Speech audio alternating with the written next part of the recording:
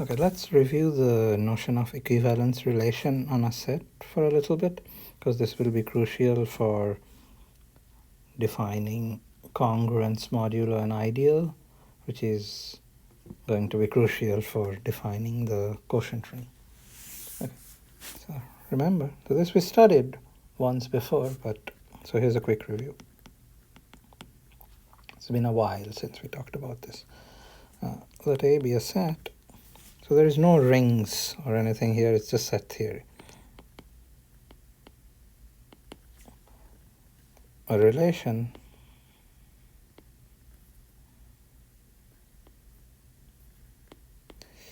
R on A just means a subset of A cross A. Okay. So here is an example. Say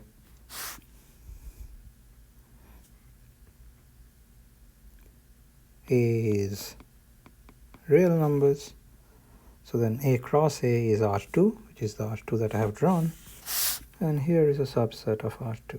Let's draw the diagonal line. Oops.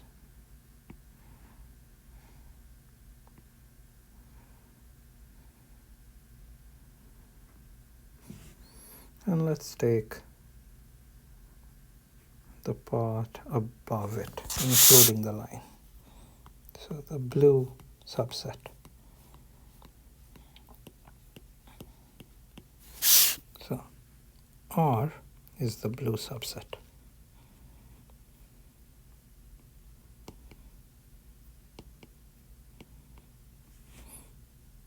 And I claim that this is example 1.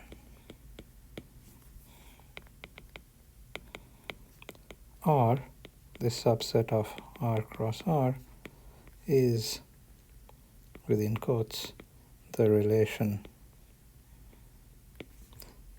that is called less than or equal to.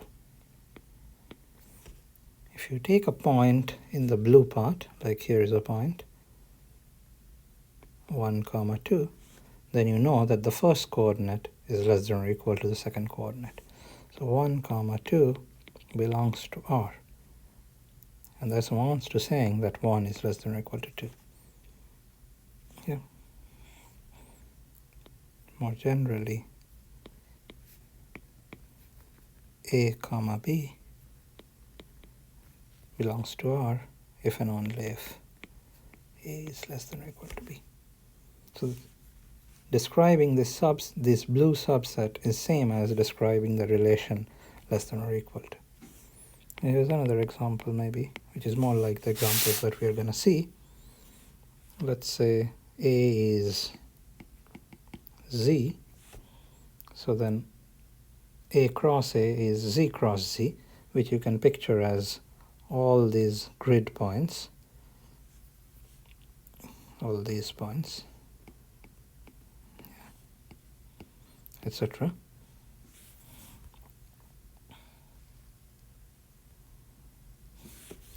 And I'm going to describe to you a subset of this Z cross Z.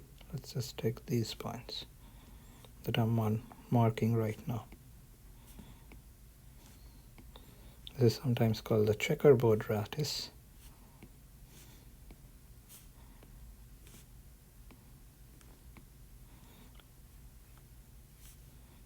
I cannot draw all the points, of course.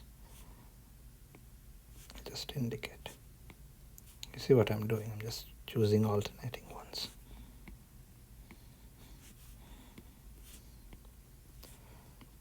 Etc. Again, R is the blue subset, the blue dots.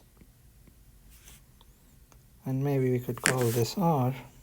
Now this is a subset of Z cross Z, is the parity relation. So you could call this lattice maybe the parity lattice. The parity relation.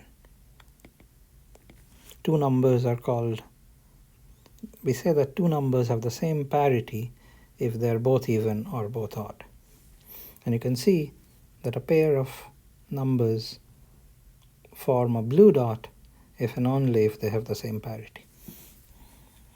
A comma B is in R if and only if A and B have the same parity, meaning both even or both odd.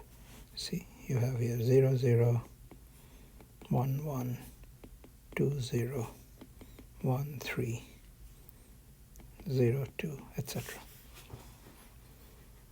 Yeah. So this blue subset describes the parity relation. You could also say this is same as A is congruent to B mod 2. More generally,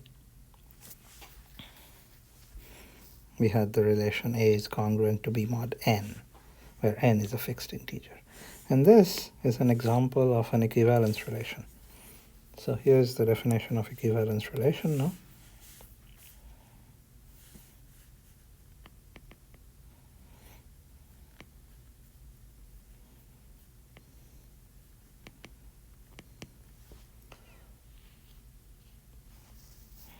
A relation R on a set A is called an equivalence relation if the following three properties hold.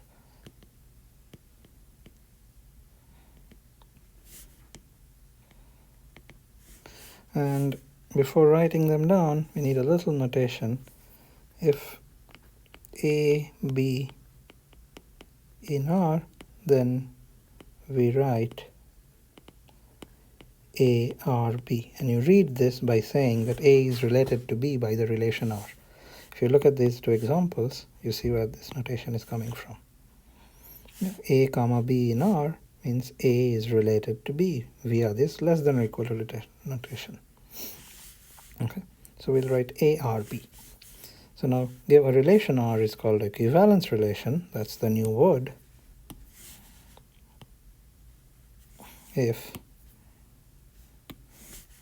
the following three things hold. 1, A is related to A for all A. This just means A comma A. All these guys are in R. 2,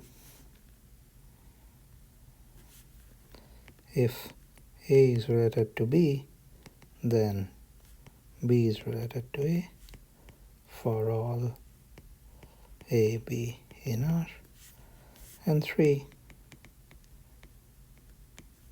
if A is related to B and B is related to C, then A is related to C for all A, B, C in R. All right.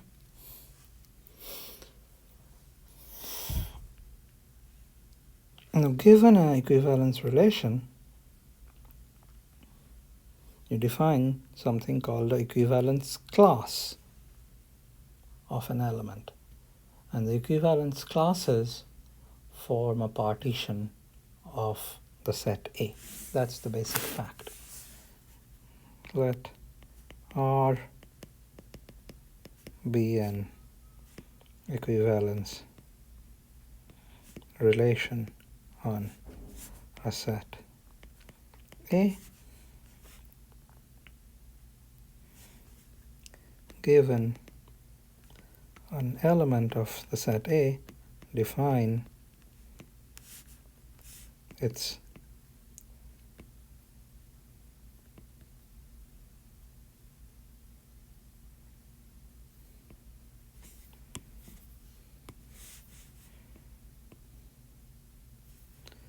the equivalence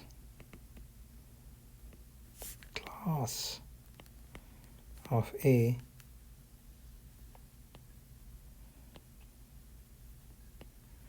to be this subset. All B in the set A such that B is related to A. Or you could say A is related to B. It's the same thing because of the relation to here. This set is sometimes denoted by the notation square bracket A.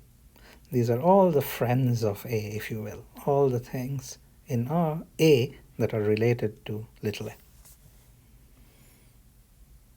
Okay.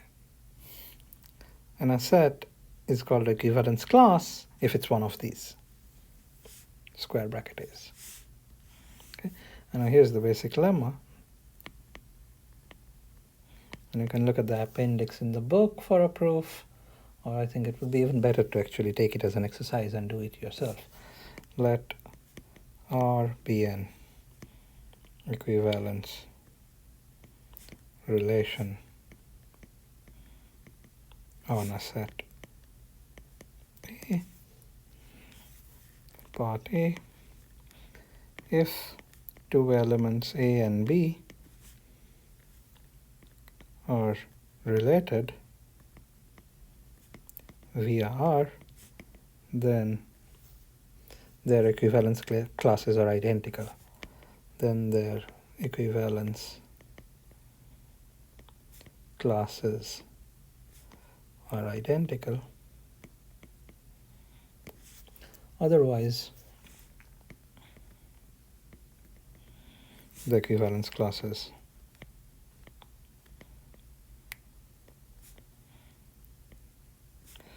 are disjoint.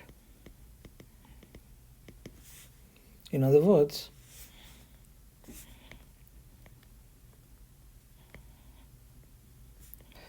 A is related to B if and only if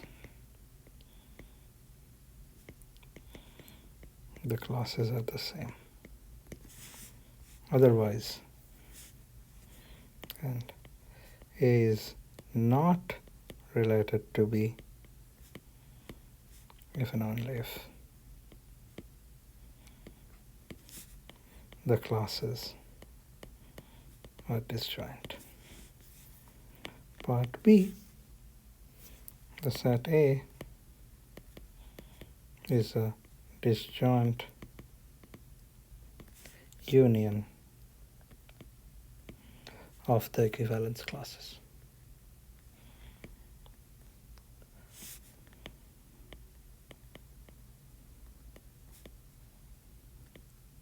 Maybe for emphasis I should say of the distinct equivalence classes.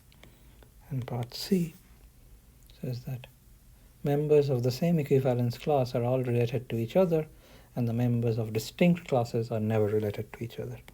Members of the same equivalence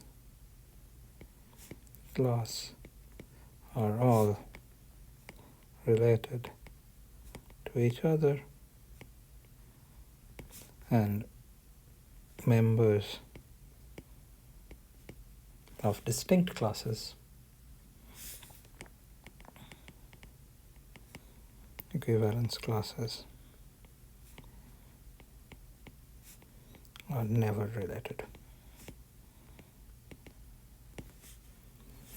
So this whole set A gets broken into these classes. If you take an element A, all the other guys here are related to A. But if you take a different class here, C, and here are all the things that are related to C, nothing here is related to anything in here. All the guys here are related, and on these guys are the equivalence classes. This is the class of A, this is the class of C, etc. And the whole set A becomes a disjoint union of these classes. Okay. And in particular, this is equivalence relation.